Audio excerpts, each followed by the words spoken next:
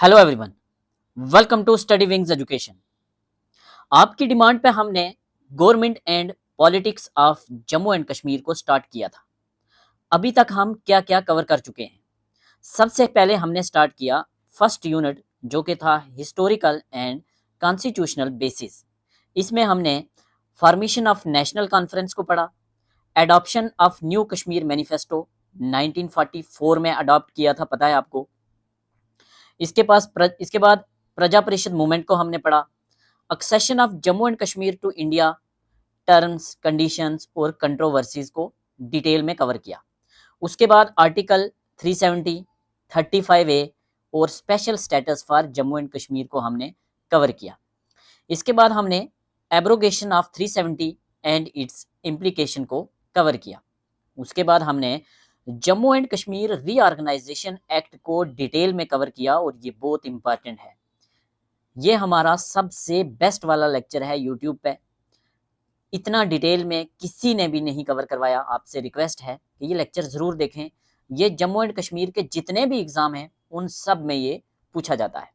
तो Jammu and Kashmir reorganisation act, उसके internal और एक्सटर्नल डायनेमिक्स और डोमिसैलिटी को हमने कवर किया। फिर हमने सेकंड यूनिट स्टार्ट किया, जो कि था पॉलिटिकल स्ट्रक्चर, जिसमें हमने सेंटर स्टेट रिलेशन स्टार्ट किए। उसमें हमने दिल्ली एग्रीमेंट किया 1952 का, जो शेख अब्दुल्ला और नेहरू के बीच में हुआ था। उसके बाद हमने इंदिरा शेख अकॉर्ड किया 1974 का, जिसमें हमने देखा कि 22 सालों के बाद कैसे वापस एंट्री होती है शेख अब्दुल्ला की main stream politics of Jammu and Kashmir में। फिर हमने राजीव गांधी अकॉर्ड 1986 को डिटेल में कवर किया। उसके बाद हमने प्रेसिडेंशियल ऑर्डर्स कवर किए, प्रेसिडेंशियल ऑर्डर 1954 का, 58 का और 1965 का। इसके अलावा 3 प्रेसिडेंशियल ऑर्डर हमने और भी कवर किए, 1972 का और 2019 के 2 प्रेसिडेंशियल ऑर्डर। ठीक है। इसके बाद हमने गवर्नमेंट स्ट्रक्चर स्टार्ट किया, जिसमें हमने लेजिस्लेचर, एग्जीक्यूटिव और judiciary of Jammu and Kashmir को डिटेल में कवर किया। हमारा एक टॉपिक रह गया था जो हम आज के लेक्चर में कवर करेंगे, लोकल सेल्फ गवर्नमेंट।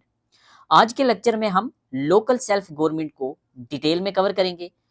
इस टॉपिक के साथ आपके 2 यूनिट कंप्लीट हो जाएंगे। उसके बाद हम नेक्स्ट यूनिट में स्टार्ट करेंगे representative politics of Jammu and Kashmir. So let's start today's lecture. ये इस सीरीज का लेक्चर नंबर 77 होने वाला है। अगर आपने हमारे प्रीवियस लेक्चर नहीं देखे तो आपसे रिक्वेस्ट है, लेक्चर नंबर 1 से स्टार्ट करें और सीक्वेंस में यहाँ तक आए। ठीक है। आपके सिलेबस में मेंशन है लोकल सेल्फ गवर्नमेंट।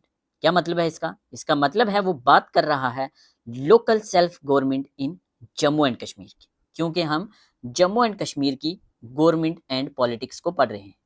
ठीक है। Local self government in Jammu and Kashmir का मतलब क्या है? इसका मतलब है पंचायती राज इन जम्मू एंड कश्मीर। जम्मू कश्मीर का पंचायती राज इंडिया के पंचायती राज से कुछ अलग था। आज हम इस वीडियो में जम्मू एंड कश्मीर का पंचायती राज डिटेल में पढ़ेंगे कंपैरेटिव बेसिस पे। साथ साथ में हम इंडिया के पंचायती राज की बात भी करेंगे और हम देखेंगे कि क्या जम्मू एंड कश्मीर में जो पंचायती राज है वो और इंडिया का पंचायती राज आज सेम है या आज भी कुछ डिफरेंसेस हैं। वो सारी चीज़ें हम डिटेल में देखेंगे। बिल्कुल एग्जाम ओरिएंटेड बात करेंगे हम, जैसे हम करते हैं। Local self government in rural areas. अगर बात की जाए, लोकल सेल्फ मींस लोगों का अपना राज, गवर्नमेंट लोगों का अपना राज रूरल एरियाज में या गांव में, तो इसको हम कहते हैं पंचायती राज। अगर लोकल सेल्फ गवर्नमेंट इन टाउन्स और सिटीज की बात की जाए तो ये होता है म्यूनसिपलिटी कैडर। ठीक है। पंचायती राज कहाँ चलता है? गांव में, रूरल एरियाज में। तो सिटीज में और टाउन्स में म्यूनसिपलिटी, शहरों में, अर्बन एरियाज में म्यूनसिपलिटी ये काम करती है। वो काम क्या है वो हम आगे देखेंगे। हाँ, पंचायती राज या लोकल सेल्फ गवर्नमेंट क्या इंडिया में कोई नया कंसेप्ट है या पहले भी था? ये पुराना कंसेप्ट है। आज से 3000 साल पहले वैदिक सिविलाइजेशन या आर्यन एज में हमें कुछ ट्रेसेस मिलते हैं पंचायती राज के, जैसे सभा, कुछ अलीट मेंबर्स की एक असेंबली हुआ करती थी, समिति, जो आम ट्राइबल्स लोग थे उनका ग्रुप हुआ करता था समिति, विदाता। तो आपसे ये क्वेश्चन एग्जाम में आ सकता है, अगर एग्जाम बड़ा टफ हो, पूछेंगे सभा, समिति और विदाता क्या है। तो ये असेंबली हुआ करती थी वैदिक एज की, आर्यन एज की। वैदिक एज क्या है? आर्यन एज को वैदिक एज कहा जाता है। आर्यन वो लोग हैं जो कहीं बाहर से आए थे और इंडिया में आके सेटल हो गए थे। ठीक है, कब? 1500 बीसी के आसपास। इंडस वैली सिविलाइजेशन के बाद। हिस्ट्री में आपने पढ़ा होगा, नहीं पढ़ा होगा तो हम फिर कभी बात करेंगे हिस्ट्री में। ठीक है, ये आर्यंस लोग ही थे जिन्होंने बुक्स लिखी थी। हिंदू ट्रेडिशन की सबसे पुरानी बुक ऋग्वेद, सामवेद, यजुर्वेद, अथर्ववेद, ये किसने लिखी थी?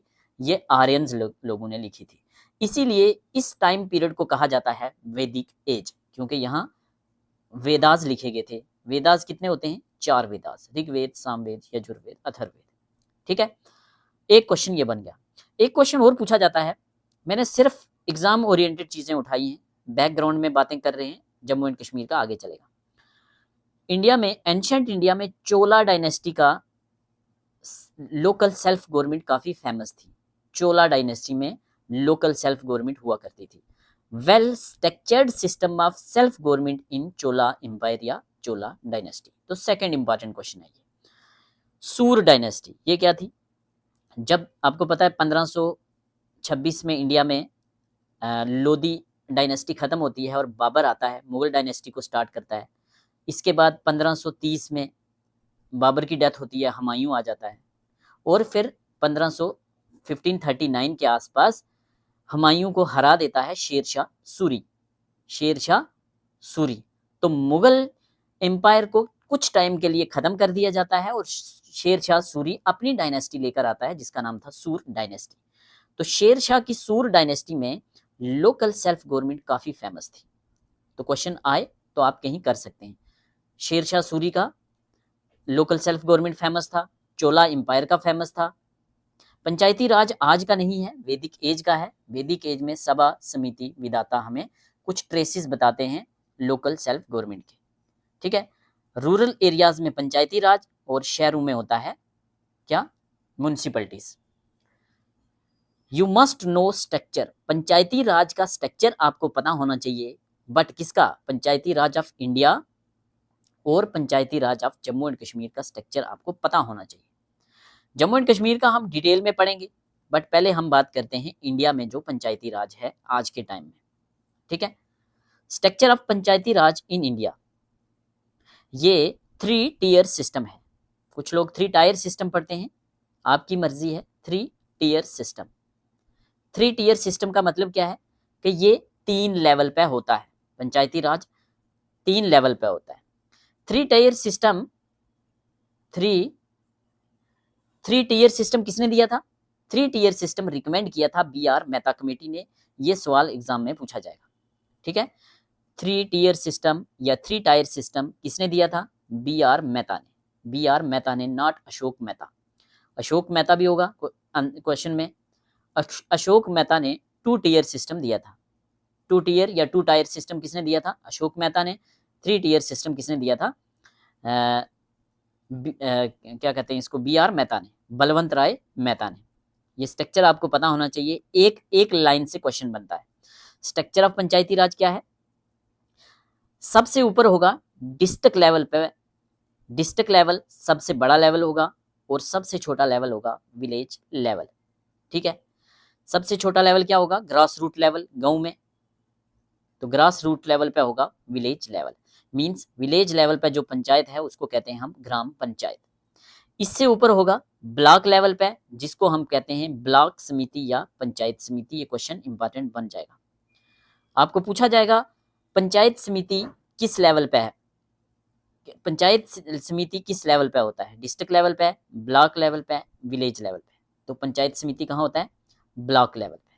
पंचायत समिति ब्लॉक लेवल पे, ग्राम पंचायत विलेज लेवल पे, जिला डिस्ट्रिक्ट को कहते हैं ना, जिला परिषद डिस्ट्रिक्ट लेवल पे।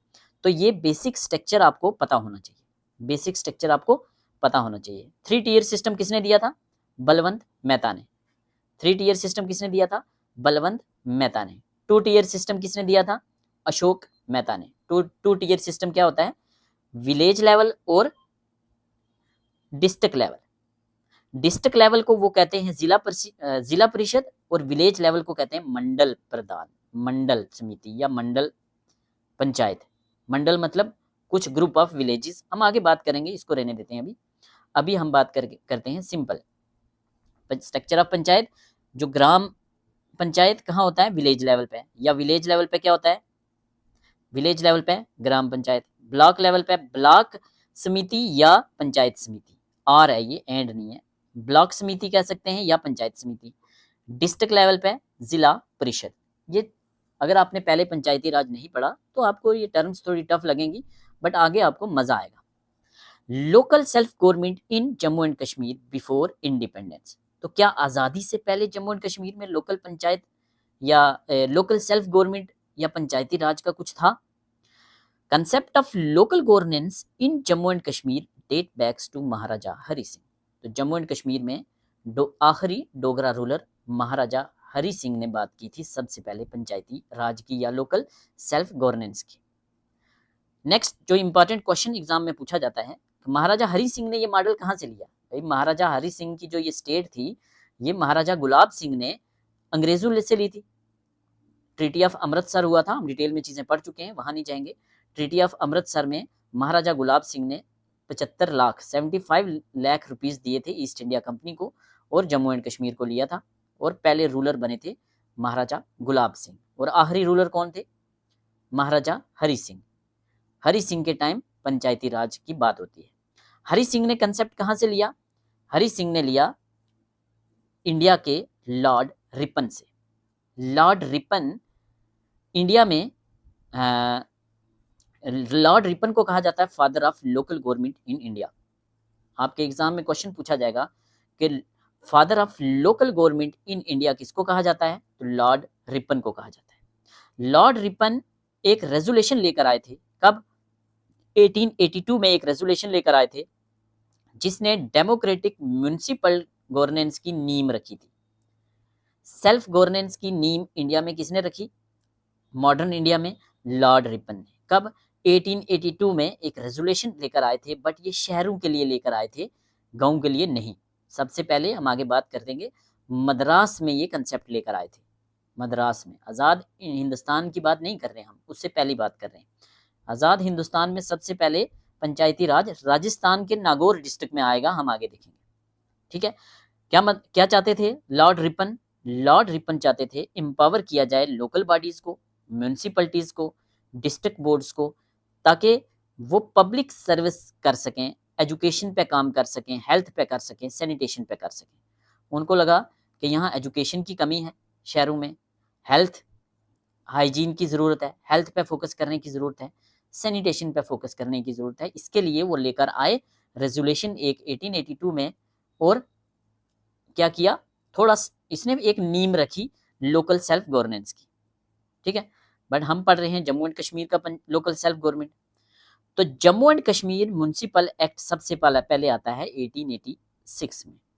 1886 में म्युनिसिपल एक्ट आता है जम्मू एंड कश्मीर का, जो सबसे पहले श्रीनगर म्युनिसिपल में काम करता है। सबसे पहले हम आगे देखेंगे, जम्मू नहीं श्रीनगर में सबसे पहले काम स्टार्ट हुआ था, वो चीज़ें हम आगे देखेंगे।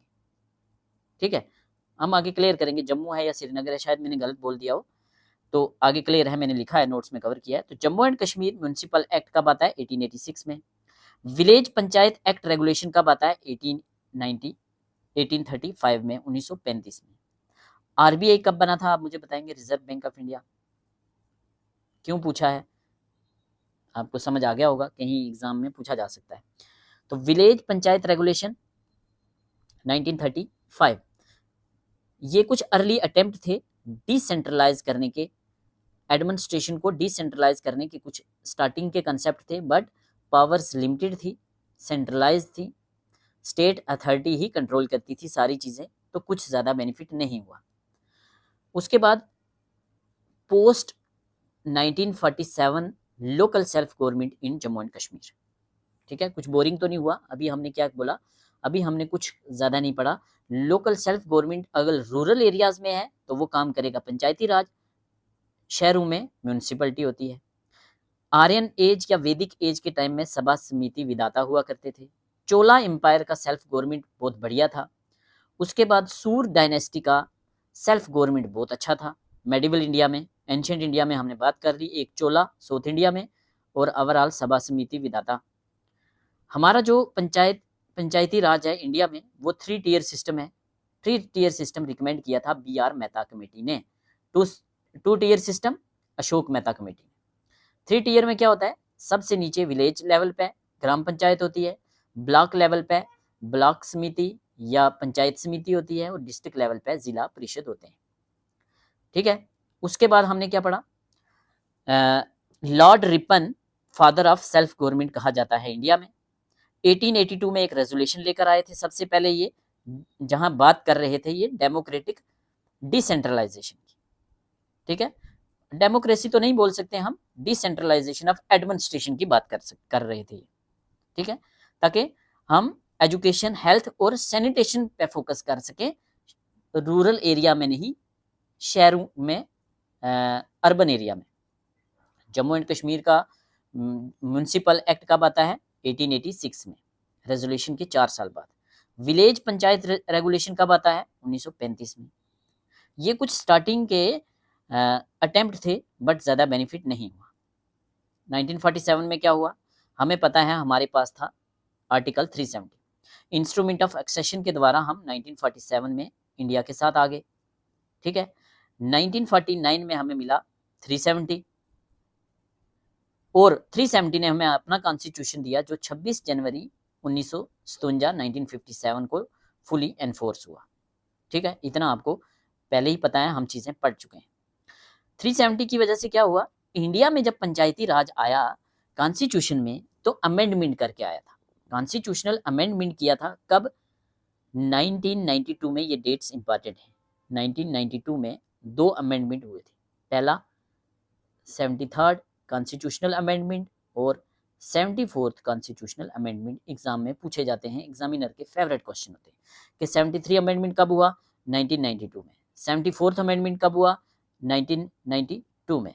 73rd किसके रिलेटेड था, तो ये था अर्बन, ये था रूरल लोकल बॉडीज के लिए, रूरल लोकल बॉडीज जिसका मतलब है पंचायती राज, और 74th था अर्बन लोकल बॉडीज के लिए, जिसका मतलब है क्या, म्यूनिसिपलिटीज। ठीक है, म्यूनिसिपलिटीज। तो यहां से कितने क्वेश्चन बन गए, 1992 में कौन सा अमेंडमेंट आता है, 73rd, 74th। 73rd किसके लिए है, गांव के लिए, रूरल एरियाज के लिए। 74th किसके लिए है, शहरों के लिए, अर्बन एरियाज के लिए। अर्बन एरियाज में क्या होगा, म्यूनिसिपलिटी होगी, शहरों में क्या होगा, पंचायती राज होगा। क्या ये जो अमेंडमेंट हुए थे, ये जो एक्ट, ये जो 73rd और 74th कॉन्स्टिट्यूशनल अमेंडमेंट हुआ था, क्या ये जम्मू एंड कश्मीर में एप्लीकेबल था, नहीं था, बिग नो, नहीं था। क्यों नहीं था, क्योंकि हमारे पास था आर्टिकल 370, तो वो सेंटर के सारे कानून्स यहाँ इम्प्लीमेंट होने से रोकता था। फिर क्या हुआ, जम्मू एंड कश्मीर का अपना कोई एक्ट था, बट इससे पहले था, 1992 से पहले हमारे पास पंचायती राज था। देखो, महाराजा के टाइम में चीजें थी, हमने बातें की, बट कॉन्स्टिट्यूशन में उससे पहले था। सिमिलर प्रोविजंस इंडिया में थे, कुछ थोड़े से डाइल्यूटेड और मॉडिफाइड फॉर्म में। कैसे, पंचायती राज इन जम्मू एंड कश्मीर की बात करें तो इंडिया से थोड़ा अलग है, और हमारा पंचायती राज चलता था जम्मू एंड कश्मीर पंचायती राज एक्ट 1989 से। आज भी ये एक्ट काम करता है। ठीक है, आगे हम बात करेंगे डिटेल में। Jammu and Kashmir panchayati raj act 1989 very very important. ठीक है, इंडिया में पंचायती राज कॉन्स्टिट्यूशनल अमेंडमेंट करके कब आया, 1992 में। उससे पहले देख लो, 3 साल पहले हमारे पास अपना पंचायती राज था, पंचायती राज का एक्ट था। ठीक है,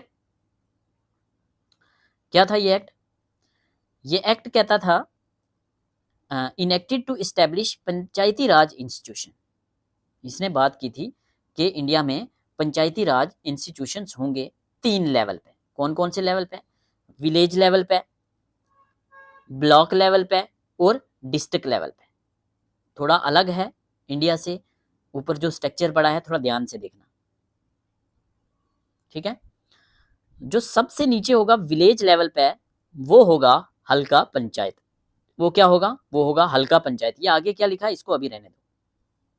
वो होगा हल्का पंचायत। हल्का उर्दू वर्ड है, आपने देखा होगा आपका हल्का पंचायत कौन सा है? हल्का मतलब गांव, ठीक है। हल्का पंचायत, गांव में क्या होगा? हल्का पंचायत। उसके बाद ब्लॉक में होंगे BDC, block development council. Block में क्या होगा? ब्लॉक डेवलपमेंट काउंसिल, ठीक है। और डिस्ट्रिक्ट में होगा district planning and development board. Very very important, ये चीजें आपको पता होनी चाहिए। थोड़ी सी टफ हैं, अलग हैं, इसलिए टफ लग रही होंगी, बट आगे आपको मजा आएगा। विलेज लेवल पे फर्स्ट लेवल कौन सा है? Village level. विलेज लेवल पे क्या होगा? हल्का पंचायत। ब्लॉक लेवल पे क्या होगा? बीडीसी। बीडीसी बोले तो ब्लॉक डेवलपमेंट काउंसिल। और डिस्ट्रिक्ट लेवल पे होगा DPDB, means district planning and development board. Although not directly elected, याद रखना ये फुली इलेक्टेड नहीं थे, तो कहीं ना कहीं 2 टीयर टाइप का हमारे पास सिस्टम था जम्मू एंड कश्मीर में। मतलब 3 टीयर सिस्टम कंप्लीट नहीं था, क्योंकि जो district planning and development board हुआ करते थे डिस्ट्रिक्ट लेवल पे, ये डायरेक्टली जनता इलेक्ट नहीं करती थी। तो हल्का पंचायत था, ब्लॉक डेवलपमेंट काउंसिल थे, और district planning and development board हुआ करते थे डिस्ट्रिक्ट लेवल पे। आगे हम डिटेल में कवर करेंगे ये चीजें, ठीक है। एक्ट तो आ गया 1989 में, बट मिलिटेंसी का टाइम था, तो इलेक्शन हमेशा से डिले होते रहे, पॉलिटिकल इंस्टेबिलिटी रही यहाँ, मिलिटेंसी रही यहाँ, तो पूरे तरीके से पंचायती राज लागू नहीं हुआ, ठीक है। Election of panchayat, local rural bodies and municipalities, local urban bodies, ये कौन कराता है? ये करवाता है स्टेट इलेक्शन कमीशन। यहाँ क्वेश्चन आपसे एग्जाम में पूछा जाता है, यूपीएससी में भी ये क्वेश्चन पूछा गया है। यूपीएससी में दूसरे तरीके से पूछा गया है। कैसे? कि जो इलेक्शन कमीशन ऑफ इंडिया है वो कौन कौन से इलेक्शन करवाता है या नहीं करवाता। तो सिंपल सी बात है, प्रेसिडेंट ऑफ इंडिया का इलेक्शन हो, इलेक्शन कमीशन ऑफ इंडिया करवाता है। उससे नीचे आ जाएं तो हमारे पास पार्लियामेंट होता है, जिसमें लोकसभा के इलेक्शन है, इलेक्शन कमीशन ऑफ इंडिया करवाता है। राज्यसभा के इलेक्शन है, इलेक्शन कमीशन ऑफ इंडिया करवाता है। स्टेट में आ जाइए, स्टेट में मेंबर ऑफ लेजिस्लेटिव काउंसिल या आपके हो गए मेंबर ऑफ लेजिस्लेटिव असेंबली, ये सारे के सारे जितने भी इलेक्शन होते हैं ये सब के सब इलेक्शन कमीशन ऑफ इंडिया करवाता है, सिर्फ 2 छोड़ के। कौन कौन से? एक पंचायत के इलेक्शन और म्यूनिसिपैलिटीज के election. Panchayat means local rural bodies, municipality means local urban bodies. तो इनके इलेक्शन करवाता है स्टेट इलेक्शन कमीशन। एग्जाम में क्वेश्चन पूछा जाएगा, अगर कंसेप्चुअल क्लियरिटी नहीं होगी तो आपसे गलत हो जाएगा, ठीक है। डिटेल में अब हम पढ़ेंगे जम्मू एंड कश्मीर का पंचायती राज। जम्मू एंड कश्मीर पंचायती राज एक्ट 1989, और इसमें जितनी अमेंडमेंट्स हुई हैं, ऑलमोस्ट 10 अमेंडमेंट्स हुई होंगी, जिनमें से 2020 की अमेंडमेंट बहुत इंपॉर्टेंट है, जिससे याद करो डीडीसी के इलेक्शन करवाए गए थे। 2020 के अमेंडमेंट की वजह से डीडीसीज के इलेक्शन हुए थे। वो सारी चीजें हम डिटेल में कवर करेंगे, ठीक है। और आपको पता चलेगा ये आज भी ये एक्ट कैसे काम कर रहा है, ठीक है। क्या क्या पूछा जाएगा इसमें? पहला, जम्मू एंड कश्मीर का पंचायती राज कौन से एक्ट के थ्रू चलता है? तो कौन सा एक्ट होगा? Jammu and Kashmir panchayati raj act 1989। कितने अमेंडमेंट हुए हैं आगे बात करेंगे। नेक्स्ट क्वेश्चन यहां से पूछा जाता है, जम्मू एंड कश्मीर पंचायती राज में चैप्टर कितने हैं, सेक्शन कितने हैं, शेड्यूल कितने हैं? तो देखो आपको 99% डाटा में आपको मिलेगा कि 14 चैप्टर हैं, 83 सेक्शन हैं और 6 शेड्यूल्स हैं, ठीक है। 6 शेड्यूल हैं, 83 सेक्शन हैं और 14 चैप्टर हैं, 14 चैप्टर हैं। बट कुछ कुछ लोग आपको बताएंगे 16 चैप्टर हैं, कुछ कुछ लोग बताएंगे आपको 14 चैप्टर हैं। इसकी क्लियरिटी क्या है आपके दिमाग में होनी चाहिए। मैंने क्या लिखा है? मैंने लिखा है 14 चैप्टर हैं या 16 चैप्टर हैं, 83 सेक्शंस हैं और 6 शेड्यूल्स हैं। ये चीज अभी क्लियर हो जाएगी आपको। अगर आप नंबर की बात करें तो हमारे पास 1 से लेकर 14 तक के चैप्टर हैं। कितने हैं? 1 से लेकर 14 तक के। जैसे चैप्टर 1 चैप्टर 2, चैप्टर 3, 4, 5, 6, 7, 8, 9, 10 करते करते 14 तक। तो कितने हो गए? 14 चैप्टर हो गए। तो फिर 16 कैसे हुए? इनमें 2 अमेंडमेंट हुई थी, 2 चैप्टर एक्स्ट्रा डाले थे, बट वो अमेंडमेंट करके डाले थे, ना कि उनका एंड वाला नंबर चेंज नहीं हुआ। तो 14 चैप्टर प्लस फर्स्ट चैप्टर में अमेंडमेंट हुआ था 2018 में, तो आया था चैप्टर 1A, चैप्टर 1A। उसके बाद अमेंडमेंट हुआ है 2020 में और आया है चैप्टर 12A, 12A, ठीक है, 12A 2020 में। तो टोटल चैप्टर कितने हो गए? एग्जाम में पूछा जाएगा, 16 चैप्टर हो गए टोटल, ठीक है। 16 ऑप्शन में नहीं होगा तो आप 14 मार्क करेंगे, बट 14 से 16 कैसे हुए हैं ये मैंने आपको कंसेप्ट क्लियर करवा दिया। अब आप क्वेश्चन संभाल लेंगे। तो कितने चैप्टर हैं? 16 चैप्टर हैं। कितने सेक्शन हैं? 83 सेक्शन हैं। कितने शेड्यूल हैं? 6 शेड्यूल हैं। यहां तक समझ आ गया? आगे चीजें हम डिटेल में देखते हैं। 2 चैप्टर जो ऐड हुए थे, अभी मैंने बात की 2020 में अमेंडमेंट हुआ था और 2018 में भी अमेंडमेंट हुआ था। तो इन अमेंडमेंट से ये 2 चैप्टर डाले गए थे, एक ये और मैंने बात कर चुका हूं, एक फर्स्ट ए और 12A, ठीक है। यहाँ गलत लिखा है, 2020 लिखा है, 2020 में एक हुआ था, एक 2018 में हुआ था, चीजें ठीक कर लेना। चलिए आगे बात करते हैं। इन सारे चैप्टर्स को हमने डिटेल में देखना है। सिर्फ और सिर्फ इंपॉर्टेंट चीजें मैं लेकर आया हूं जो आपके एग्जाम में पूछी जाएंगी और पूछी जाती हैं, फालतू चीजें मैंने नहीं डाली। फर्स्ट चैप्टर किसी भी एक्ट का, जैसे हमने Jammu and Kashmir reorganisation act पढ़ा था, वैसा ही ये एक एक्ट है, वैसे ही इसमें चीजें दी गई हैं। तो फर्स्ट जो चैप्टर होता है वो किसी भी एक्ट में उसको प्रीलिमिनरी कहते हैं, प्रीलिमिनरी कहते हैं। और उसमें क्या होता है? उसमें चीजों की डेफिनेशन होती है। जैसे वहां लिखा जाएगा, वहां क्या चीज दी होगी? वहां बोला हो जाएगा इस एक्ट को हम बोलेंगे Jammu and Kashmir reorganisation act 1989। फिर उसमें बोला जाएगा इस एक्ट को हम बोलेंगे, इस एक्ट में जो चीजें दी हुई हैं कि अगर बीडीसी लिखा हुआ हो तो वो क्या होगा, मींस जितनी भी टर्मिनोलॉजी यूज होगी उसको डिफाइन किया होगा फर्स्ट चैप्टर में, ठीक है। आगे हमने इनको डिटेल में देखना है। तो फर्स्ट चैप्टर क्या हो गया? प्रीलिमिनरी। सेकंड चैप्टर, चैप्टर 1 का सेक्शन ए, मतलब पहले चैप्टर 1 था और चैप्टर 1A आया, not section, chapter 1A। Chapter 1A amendment से आया था 2018 में। चैप्टर 1A में क्या डाला गया था? वार्ड मजलिस एंड हल्का मजलिस। वार्ड मजलिस क्या है, हल्का मजलिस क्या है, हम आगे डिटेल में पढ़ेंगे। चैप्टर सेकंड में है हल्का पंचायत। चैप्टर थर्ड में है पावर्स एंड फंक्शंस ऑफ हल्का पंचायत। चैप्टर फोर्थ में है प्रॉपर्टी। किसकी प्रॉपर्टी? पंचायत की प्रॉपर्टी। चैप्टर फिफ्थ में है कंडक्ट ऑफ बिजनेस, कि जो पंचायत है ये अपना काम कैसे करेगी। तो यहां से लेके 1 तो प्रीलिमिनरी है, 1 प्रीलिमिनरी है। तो 1A से लेके 5 तक ये किसके रिलेटेड है? लेवल 1 के रिलेटेड है, पंचायत के रिलेटेड है या हल्का पंचायत के रिलेटेड है। उसके बाद ये वाले जो हैं ये हैं ब्लॉक के रिलेटेड।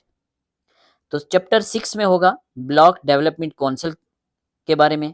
चैप्टर 7 में होगा powers and function of block development council.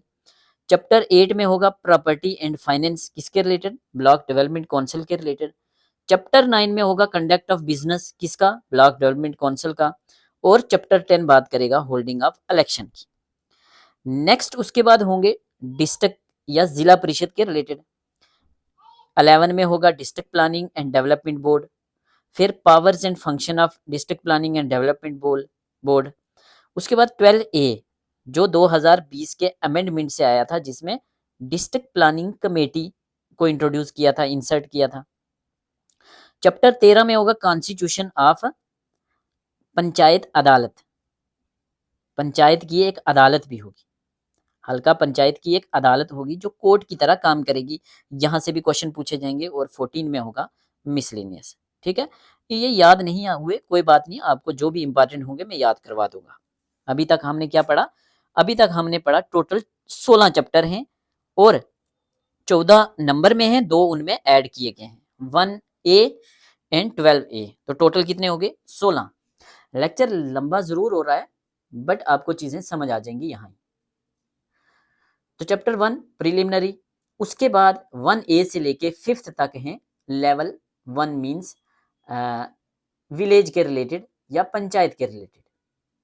तो 1A इसमें वार्ड मजलिस और हल्का मजलिस को ऐड किया गया था। चैप्टर 2 में हल्का पंचायत, फिर पावर्स एंड फंक्शन ऑफ हल्का पंचायत। हल्का पंचायत क्या है? जम्मू एंड कश्मीर में पंचायत को हल्का पंचायत बोलते हैं, आप ऐसे बोल सकते हो। पंचायत को जो विलेज लेवल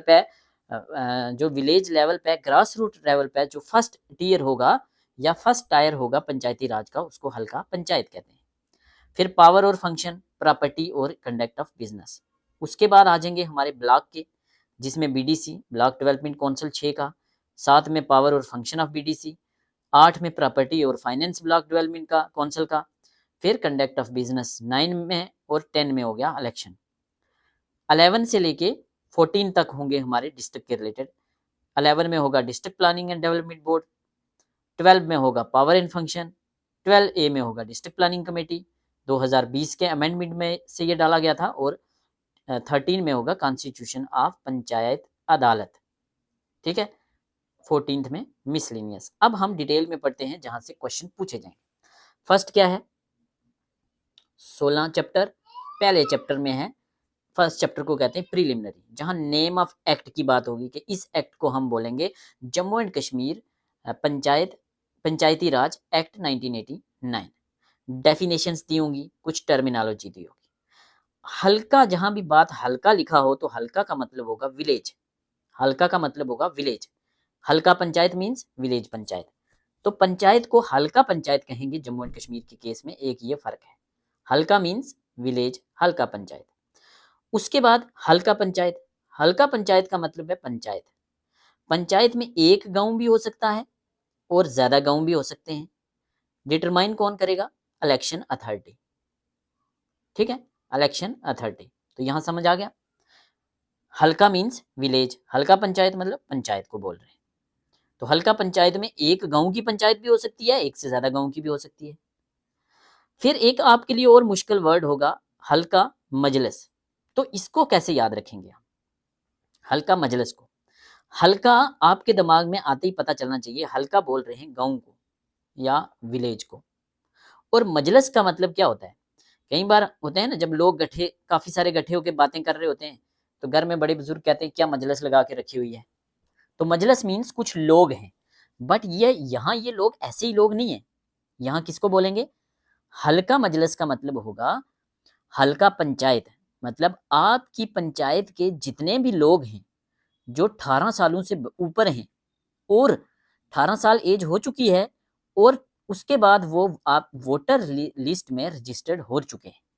मीन्स हल्का मजलिस मीन्स वो सारे के सारे लोग जो वोट देने के लिए, जिनको वोट देने का अधिकार मिल चुका है। ऑल द अडल्ट्स ऑफ हल्का पंचायत जो इनरोल हो चुके हैं वोटर लिस्ट में, 18 प्लस के हैं बट रजिस्टर्ड वोटर हैं। सपोज करो कोई अभी 18 साल का हो गया है बट अभी उसका वोटर कार्ड नहीं बना, किसी वजह से भी नहीं बना, तो वो हल्का मजलिस में नहीं आएगा, हल्का मजलिस में नहीं आएगा। हल्का मजलिस आपको समझ आ गया, इंपॉर्टेंट है, पूछा जाएगा एग्जाम में। उसके बाद चैप्टर फर्स्ट में आपने यही इतना याद रखना है। फर्स्ट में क्या पढ़ा हमने? हल्का पंचायत क्या है? नॉर्मल पंचायत को हल्का पंचायत कहते हैं। हल्का मीन्स गांव, हल्का मजलिस मीन्स उस पंचायत के वो सारे लोग जो 18 सालों से ऊपर हैं और वोट देने के लिए वो रजिस्टर्ड हो चुके हैं, वोटर लिस्ट में उनके नाम आ चुके हैं। ठीक है, चलिए आगे। चैप्टर फर्स्ट, चैप्टर फर्स्ट बात करता है, चैप्टर फर्स्ट पढ़ चुके हैं हम, चैप्टर फर्स्ट ए 2018 के अमेंडमेंट से आया था। ठीक है, पहले कितने थे? 14, 18 में कितने हो गए? एक और ऐड हो गए, 15 चैप्टर हो गए, और उसके बाद 20 में एक और आया तो 16 हो गए। तो आज के टाइम में 16 चैप्टर है। ठीक है, 18 में कौन सा आया? 1A। इसमें क्या डाला? इसमें इन्होंने डाला वार्ड मजलिस एंड हल्का मजलिस। अब फिर से आप कंफ्यूज हो जाएंगे, ये वार्ड मजलिस हल्का मजलिस क्या है? ठीक है, तो कैसे पता चलेगा? सपोज करो ये एक पंचायत है, आपके गांव की पंचायत है, जो भी आपके गांव का पंचायत का नाम है ये वो वाली पंचायत है। ठीक है, इस पंचायत को हम कहते हैं Jammu and Kashmir reorganisation act में हल्का पंचायत। ये पंचायत कुछ छोटे पार्ट्स में डिवाइड है जिसको हम कहते हैं वार्ड, जिसको हम क्या कहते हैं नॉर्मल भाषा में वार्ड।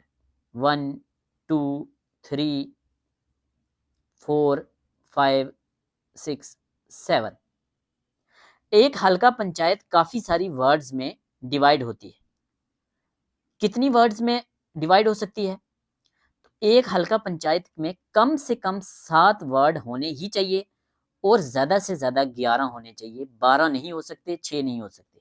तो 7 से लेके 11 तक वार्ड होते हैं एक हल्का पंचायत में। ठीक है, तो हल्का वार्ड मजलिस क्या हो गया? वार्ड तो पता चल गया आपको क्या हो गया। आप मतलब एक पंचायत कुछ पार्ट में डिवाइड है, एक पार्ट को वार्ड कहते हैं। तो मजलिस उस वार्ड में जितने भी 18 सालों से ऊपर लोग हैं जो वोटर लिस्ट में ऐड हो चुके हैं, ये पंचायत थी पूरी। ये काफी सारी वर्ड्स में डिवाइड है।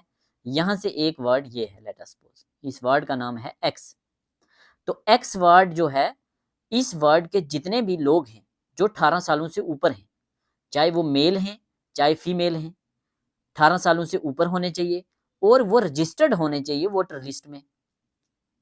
18 सालों से ऊपर, और अगर कोई रजिस्टर्ड नहीं है तो वो मजलिस का पार्ट नहीं है। कौन सी मजलिस का? वार्ड मजलिस का। तो वार्ड मजलिस आ गई समझ आपको।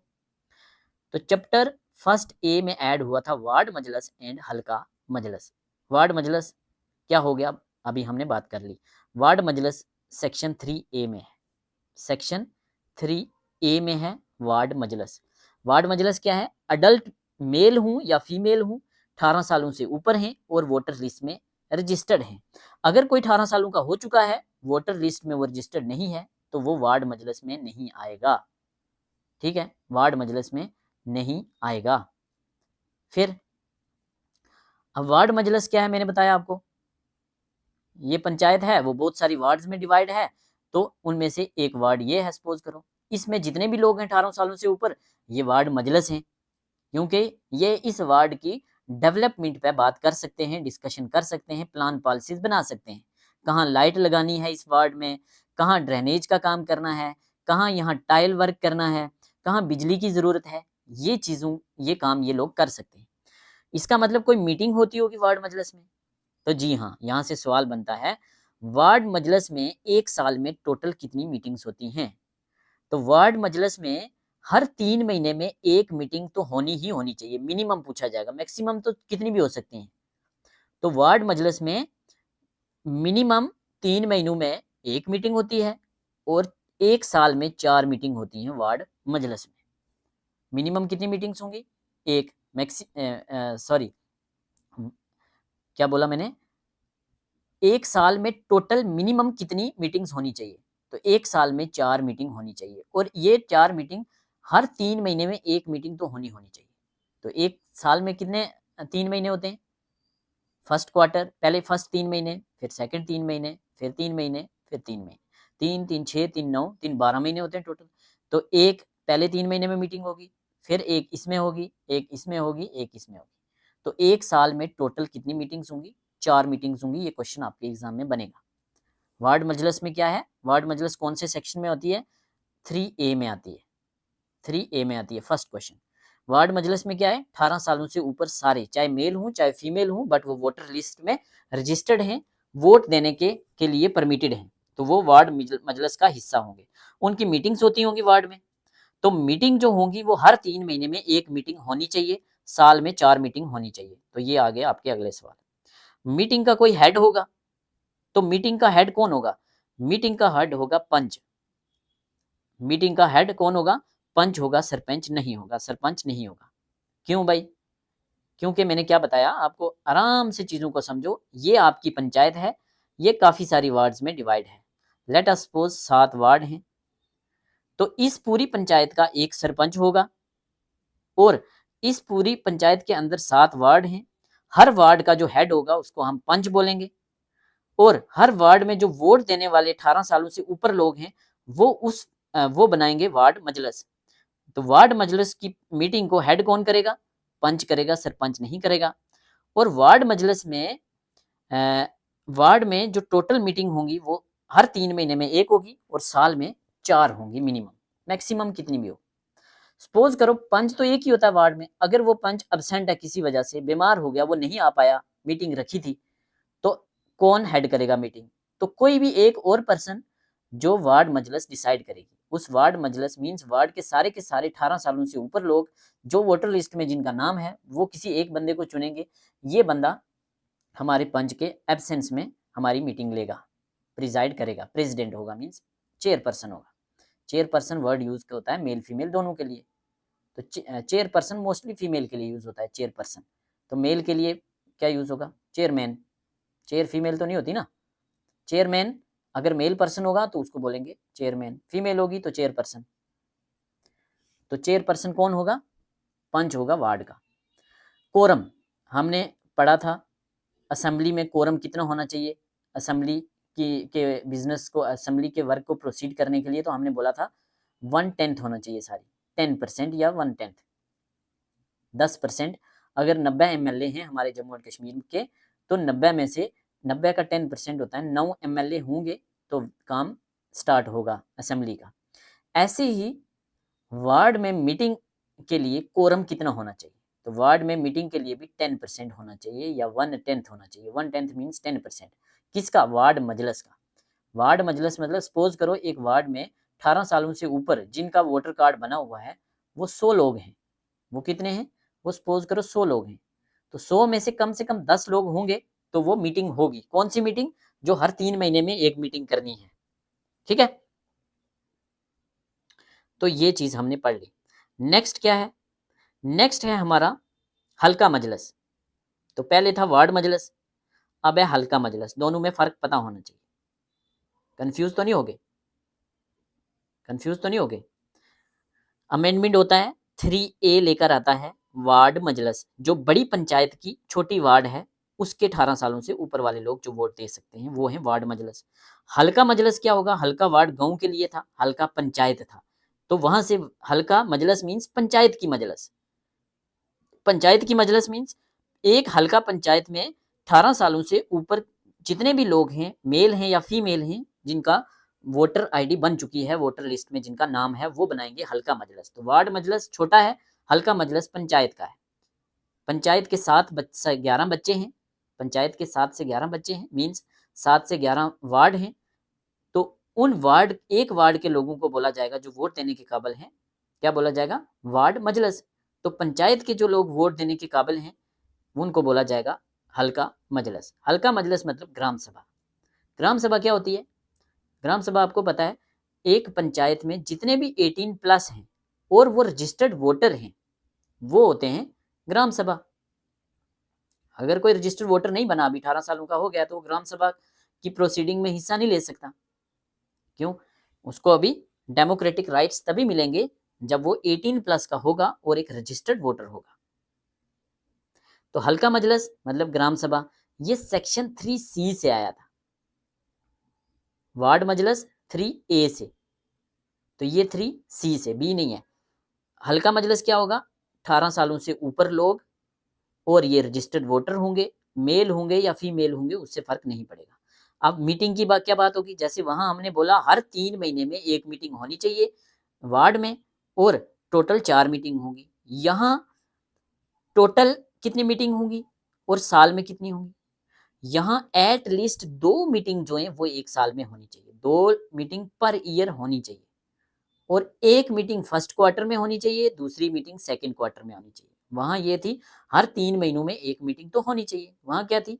वार्ड में 3 महीनों में एक एक मीटिंग, पहले 3 महीने में एक, दूसरे में एक, तीसरे में एक, चौथे में एक, तो पूरे साल में 4 मीटिंग होगी। यहाँ फर्स्ट 6 मंथ में,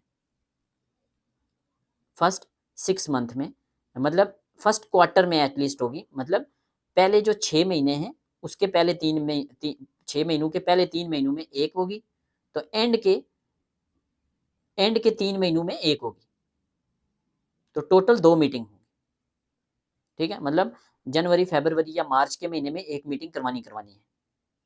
12 महीने होते हैं ना, जनवरी या फरवरी या मार्च के महीने में एक मीटिंग हो जाएगी, और अक्टूबर, नवंबर, दिसंबर के महीने में एक मीटिंग और हो जाएगी कम से कम। तो टोटल मीटिंग 2 होंगी। ये एग्जाम में पूछा जाता है, मैं इसलिए जोर लगा रहा हूँ, क्योंकि रट्टा मार के भी याद कर सकते हो, समझ के भी याद कर सकते हो। तो हल्का पंचायत में मिनिमम 2 मीटिंग्स होंगी, मैक्सिमम मोस्टली जो रूटीन वर्क में 4 से 5 मीटिंग होती हैं आजकल, जो एक प्रैक्टिस में चल रहा है, लेकिन मैक्सिमम कितनी भी हो सकती है। वार्ड में 1 साल में 4 मीटिंग और पंचायत में 1 साल में 2 मीटिंग, इतना आपको याद हो गया होगा। अब मीटिंग को हेड कौन करेगा? तो मीटिंग को हेड करेगा सरपंच साहब। सरपंच नहीं है, एब्सेंट है, तो उसके एब्सेंस में नायब सरपंच करेगा। अगर वो भी एब्सेंट है, तो जो वहां के हल्का मजलिस के लोग होंगे 18 प्लस, वो कोई और बंदे को डिसाइड कर लेंगे, ये करेगा। यहाँ एक चीज एक्स्ट्रा है, पंचायत सेक्रेटरी, अभी एग्जाम हुए थे ना पीछे पंचायत सेक्रेटरी के, तो जो पंचायत सेक्रेटरी है, जिसको VLW भी कहते हैं, विलेज लेवल वर्कर, या इसको मल्टीपर्पज वर्कर भी कहते हैं, ठीक है, multipurpose worker, MPW, multipurpose worker या विलेज लेवल वर्कर या पंचायत सेक्रेटरी, ये क्या करेगा? जो भी मीटिंग हो रही है सरपंच की, सरपंच मीटिंग को लीड कर रहा है, और उसके बाद 18 प्लस के सारे लोग जो हल्का मजलिस के लोग हैं, वो जो भी मीटिंग में बातें डिस्कस हो रही हैं, उन सब को का रिकॉर्ड रखेगा पंचायत सेक्रेटरी, VLW, ग्राम सेवक जिसको कहते हैं, ग्राम सेवक। Panchayat secretary shall record minutes of meeting. Minutes of meeting word use किया जाता है, कोई भी जो एक फॉर्मल मीटिंग होती है, उस मीटिंग के लिए वर्ड यूज किया जाता है मिनट्स ऑफ मीटिंग। एक पेपर जारी होता है, जिनकी गवर्नमेंट जॉब है, आप में से आपने देखा होगा, मिनट्स ऑफ मीटिंग जारी होता है। कोई भी मीटिंग के बाद दूसरे दिन एक मिनट्स ऑफ मीटिंग जारी होता है, जिसमें पूरी चीजें लिखी होती हैं कि इस मीटिंग में क्या क्या हुआ, आगे क्या क्या स्टेप लेने हैं। तो मिनट्स ऑफ मीटिंग कौन रिकॉर्ड करेगा? पंचायत सेक्रेटरी करेगा, हल्का मजलस में से, ठीक है। और इसने बिल्कुल एक्यूरेट चीजें रिकॉर्ड करनी है। वार्ड मजलिस में कोई रिकॉर्ड करता था? वार्ड मजलिस में कोई भी मिनट्स ऑफ मीटिंग रिकॉर्ड नहीं होती थी। कोरम कितना होगा? इसका कोरम भी 10% होगा, हल्का मजलिस का। हल्का मजलिस मीन्स उस पंचायत के टोटल जितने भी बंदे हैं जो 18 प्लस हैं और रजिस्टर्ड वोटर हैं, वो एटलीस्ट 10% होने चाहिए। मतलब एक पंचायत में 500 लोग हैं अगर, तो 50 होने चाहिए, तभी मीटिंग स्टार्ट कर सकते हैं, ठीक है। तो इतना आपको आ गया समझ, टफ तो नहीं लग रहा। चलिए आगे, चैप्टर सेकंड। चैप्टर सेकंड बात करता है हल्का पंचायत की। हल्का पंचायत की, अभी तक हमने क्या बात की? फर्स्ट चैप्टर प्रीलिमिनरी है, जहां डेफिनेशन की बात की। हल्का मीन्स विलेज, हल्का पंचायत मीन्स पंचायत। हल्का मजलिस, सारे के सारे अडल्ट लोग हल्का पंचायत के जो वोट डालने के लिए परमिटेड हैं। वार्ड मजलिस, एक वार्ड के सारे लोग जो वोट डालने के लिए परमिटेड हैं। और हल्का मजलिस, हल्का के मीन्स पंचायत के सारे 18 प्लस जो वोट डालने के लिए परमिटेड हैं। अब वार्ड में मीटिंग, एक साल में टोटल 4 मीटिंग, कोरम 10%, प्रिजाइड पंच करेगा, पंच एब्सेंट हो तो कोई भी और बंदा जो सब लोग चुनेंगे जिसको। हल्का मजलिस मतलब ग्राम पंचायत की मजलिस, 3C में आता है। ये क्या है? 18 प्लस के सारे लोग जो वोट डालने के लिए परमिटेड हैं। हल्का मजलिस की मीटिंग, 2 मीटिंग एक साल में, एक फर्स्ट क्वार्टर में, एक लास्ट क्वार्टर में।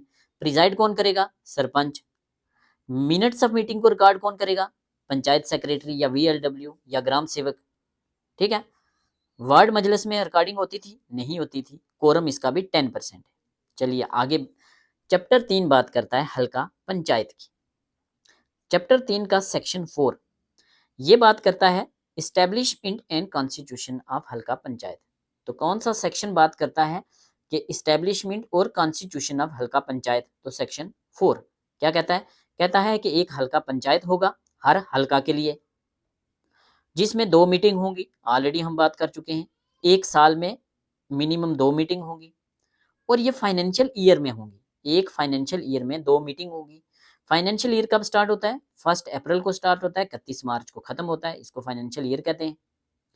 हर हल्का जो है वो डिवाइड हुआ होगा कुछ वार्ड में, मिनिमम 7 वार्ड होंगी, मैक्सिमम 11 वार्ड होंगी। इसका मतलब एक हल्का पंचायत में मिनिमम 7 पंच होंगे और मैक्सिमम 11 पंच होंगे। तो वार्ड कितनी होंगी? 7 से 11। पंच कितने होंगे पंचायत में? 7 से 11। हेड ऑफ हल्का पंचायत कौन होगा? सरपंच। सरपंच क्या करेगा? Who will be directly sarpanch को इलेक्ट कौन करेगा? उस हल्का पंचायत के जितने भी हल्का मजलिस हैं, हल्का मजलिस मतलब जितने भी 18 प्लस रजिस्टर्ड वोटर हैं, वो डायरेक्टली वोट करेंगे सरपंच को। याद कर रखना, इसको पंच इलेक्ट नहीं कर रही। पंच को कौन इलेक्ट कर रहा है? जनता डायरेक्टली कर रही है। सरपंच को कौन कर रहा है? जनता डायरेक्टली इलेक्ट कर रही है। ये चीज है हम इस एक्ट में। एक नायब सरपंच होगा, इसको जनता इलेक्ट नहीं करेगी। जो वो 7 से लेके 11 तक पंच होंगे, वो अपने में से एक बंदे को चुन लेंगे, वो होगा नायब सरपंच। ठीक है, हल्का पंचायत का। पंचायत में रिजर्वेशन होती है क्या? यस, क्वेश्चन पूछा जाएगा। 33% रिजर्वेशन या 1/3। 1/3 का मतलब क्या है? 33%। तो पंचायत में 33% रिजर्वेशन होगी। किस किस की? एससीज की कितनी रिजर्वेशन होगी? 33% सीटें। एसटी की कितनी रिजर्वेशन होगी? 33%। और फीमेल की 33%। एससी एसटी तो पॉपुलेशन के बेस पे है। कोई भी सीट जिसमें 50% से प्लस लोग हैं।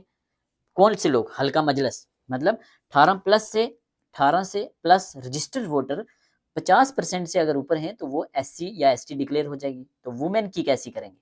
वुमेन की रोटेशन बेस पे होगी। रोटेशन बेस पे कैसे? जैसे सपोज करो एक ब्लॉक है, तो ब्लॉक में लेट अस सपोज 20 पंचायतें हैं।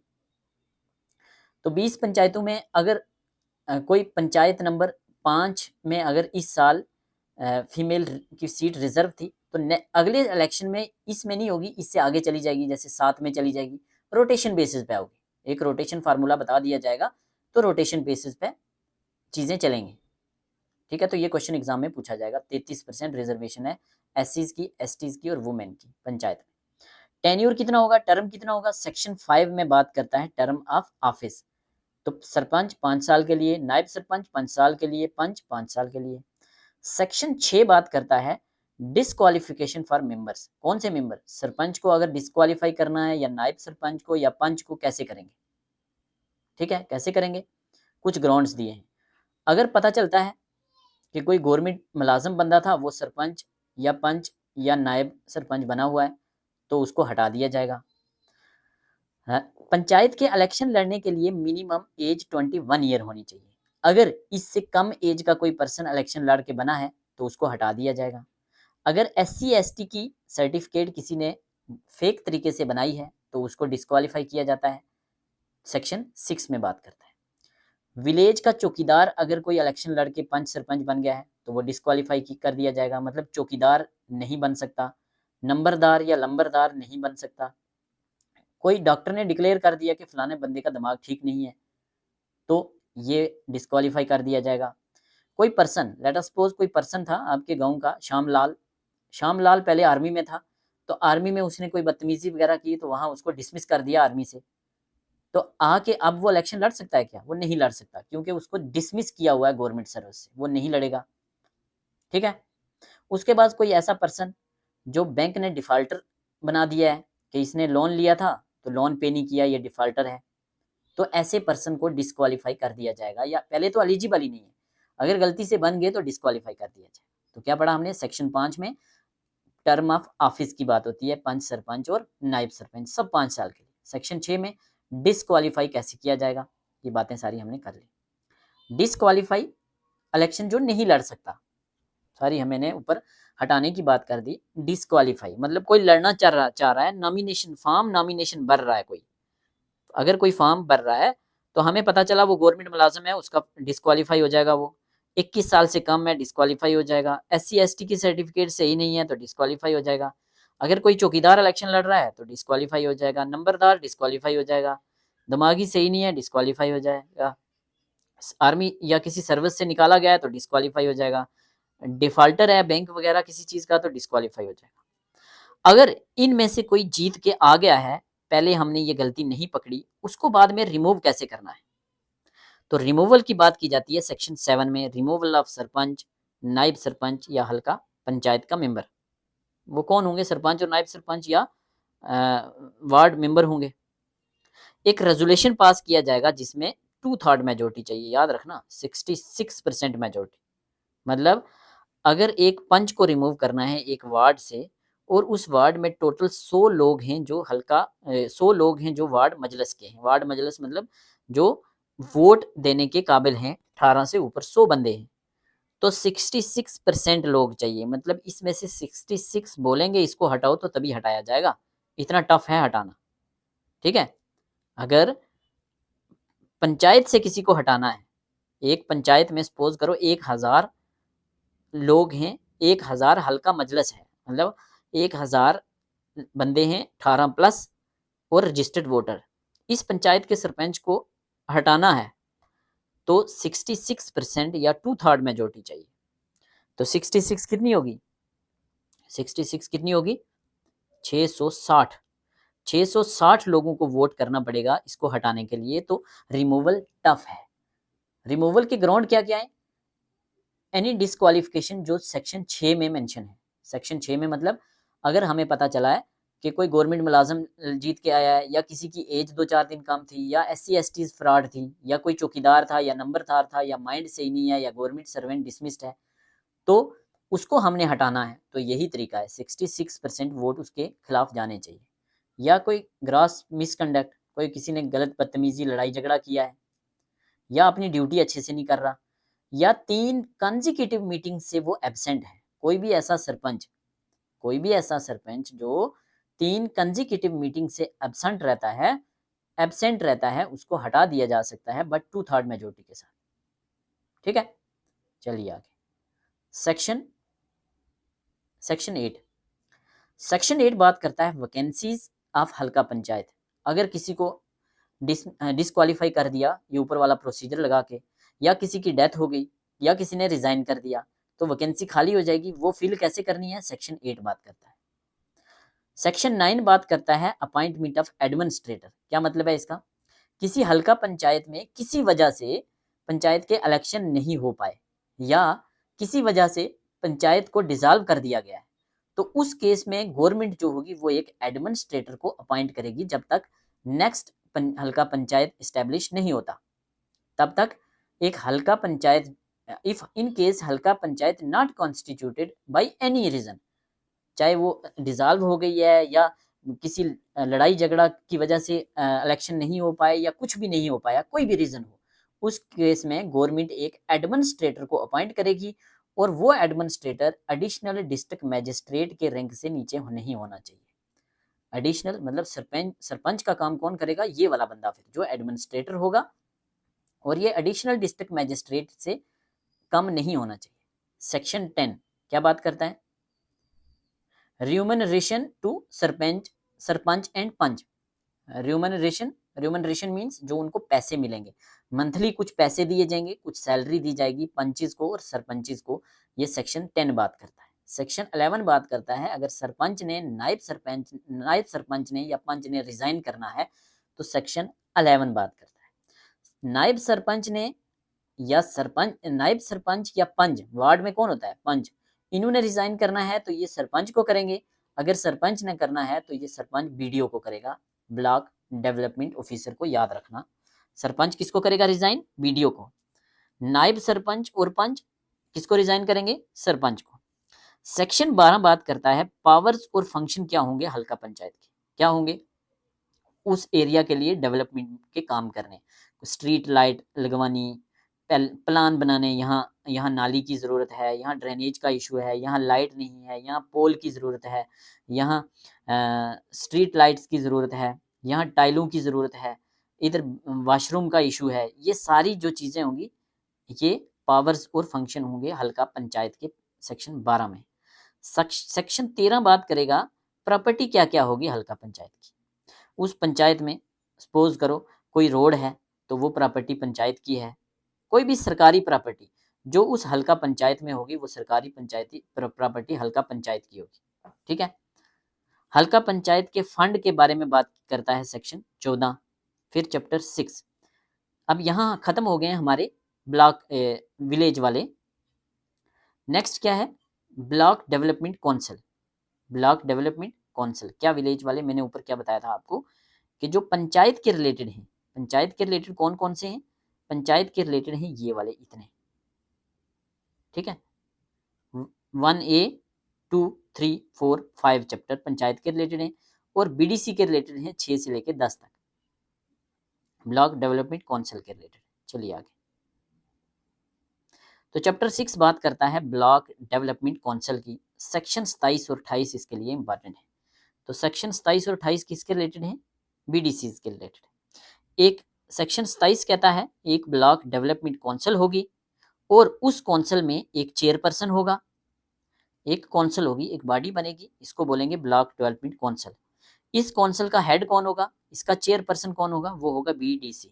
बीडीसी ब्लॉक डेवलपमेंट काउंसिल के इलेक्शन होके एक बीडीसी चेयरपर्सन होगा। ये कौन होगा? ये इलेक्शन के द्वारा इलेक्ट किया जाएगा। ठीक है। इस बीडीसी काउंसिल के मेंबर कौन कौन होंगे? एक तो चेयरपर्सन, हम आगे देखेंगे कैसे बनेगा। एक चेयरपर्सन होगा, उस ब्लॉक के जितने भी सरपंच हैं, उस ब्लॉक के जितने भी पंच हैं, एक ब्लॉक में जितनी पंचायत से, पंचायत के बीच में या तो सरपंच है या पंच है। वार्ड में पंच होगा, पंचायत में सरपंच होगा। वो सारे के सारे ब्लॉक डेवलपमेंट काउंसिल के मेंबर होंगे और उनके ऊपर जो हेड होगा वो एक चेयरपर्सन होगा। यहाँ भी 33% रिजर्वेशन रहेगी फीमेल्स के लिए और SC STs के लिए, चेयरमैन के लिए, चेयरमैन के इलेक्शन के लिए। ठीक है। मतलब जो हमने पहले पंचायत के इलेक्शन करवा दिए। ठीक है। अच्छा, आगे बात करेंगे, वो आगे दिया होगा उसको कैसे इलेक्ट किया जाएगा, ये दिया हुआ। Who will be chairperson? Chairperson होगा कौन? सेक्शन 28 बात करता है सरपंच और पंचायत ऑफ एनी हल्का पंचायत, सरपंच या पंचायत, ये गलत लिखा है, सरपंच किसी भी हल्का पंचायत का या कोई पंच, यहां लिखना था सरपंच और पंच। हल्का पंचायत का कोई सरपंच या पंच जो है वो इलेक्शन लड़ेगा और बनेगा बीडीसी चेयरपर्सन। ठीक है। समझ आई नहीं आई? मैं दोबारा बता देता हूँ। ऊपर हमने पहले क्या किया, हमने सारी पंचायतों में इलेक्शन करवाए, हर पंचायत का एक हेड बना दिया जिसका नाम है, जिसको कहते हैं सरपंच। हर पंचायत छोटे छोटे पार्ट्स में डिवाइड है जिसको वार्ड कहते हैं और वार्ड के हेड को कहते हैं हम पंच। ये दो बॉडी हो गई। अब ब्लॉक लेवल पे जो सेकंड हमारा टीयर होगा, सेकंड टीयर होगा, मिडिल टीयर होगा, पंचायत समिति जो होगी, ब्लॉक समिति जो होगी, उसकी एक काउंसिल हुआ करेगी। ठीक है। उसमें कुछ मेंबर होंगे। उसके मेंबर कौन होंगे? उस ब्लॉक के जितने भी सरपंच और जितने भी पंच हैं वो उसके मेंबर होंगे, प्लस उनके ऊपर एक चेयरपर्सन होगा। वो चेयरपर्सन इलेक्शन के द्वारा इलेक्ट होगा। वो कौन होगा? जितने भी सरपंच हैं और जितने भी पंच हैं, इनमें से कुछ लोग नॉमिनेट करेंगे कि हमने इलेक्शन में खड़े होके तो बीडीसी चेयरपर्सन बनना है। ठीक है। सपोज करो दो कोई पंच खड़े हो गए, दो सरपंच खड़े हो गए, 4 पर्सन इलेक्शन में खड़े हुए। इनके वोटर कौन होंगे? इनको वोट करने वाली जनता नहीं होगी, इनके इनडायरेक्ट इलेक्शन होंगे। तो ये जो सारे ब्लॉक के सरपंच और पंच हैं, बाकी वाले ये सब वोट देंगे, तो जिसके सबसे ज्यादा वोट होंगे वो बन जाएगा चेयरपर्सन और काउंसिल पूरी हो जाएगी, काउंसिल कंप्लीट हो जाएगी। कौन सी council? Block development council. Block development council में यहाँ बैठेगा चेयरपर्सन जो इन पंच या सरपंच में से इलेक्शन के द्वारा चुना जाएगा। यही लोग वोट डालेंगे। तो अब आपके दिमाग में आता होगा जो भी बना, कोई एक सरपंच बनेगा या एक पंच बनेगा चेयरपर्सन, उसकी सीट खाली हो जाएगी। तो वो जो खाली सीट है वो वैकेंट हो जाएगी, जो वैकेट हो जाएगी वो दोबारा से इलेक्शन से भर दी जाएगी। ठीक है। अब एक क्वेश्चन पूछा जाएगा, secretary of BDC, block development council का सेक्रेटरी कौन होता है? जैसे अगर पूछा जाए हल्का पंचायत का सेक्रेटरी कौन होता है, तो वो होता है GRS, ग्राम सेवक, पंचायत सेक्रेटरी, VLW, वो सेक्रेटरी होता है पंचायत का। तो ब्लॉक का सेक्रेटरी कौन होगा? ब्लॉक डेवलपमेंट ऑफिसर, BDO, जो JKAS का एग्जाम क्वालिफाई करके आया होगा। ठीक है।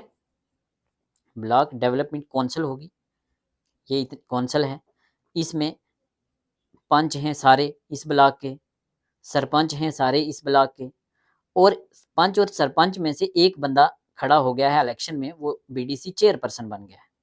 ठीक है। चेयरपर्सन कौन है? इन्हीं में से एक चुन के आया है। और इनके ऊपर एक सेक्रेटरी होगा, वो KS ऑफिसर होगा, वो BDO होगा। ठीक है। कंडक्ट ऑफ बिजनेस, ये लोग काम कैसे करेंगे चैप्टर 9 में बात करता है, इसमें डिटेल में नहीं कर रहा। जैसे हमने मीटिंग की बात की, पंचायत में मिनिमम 2 मीटिंग होनी चाहिए एक साल में।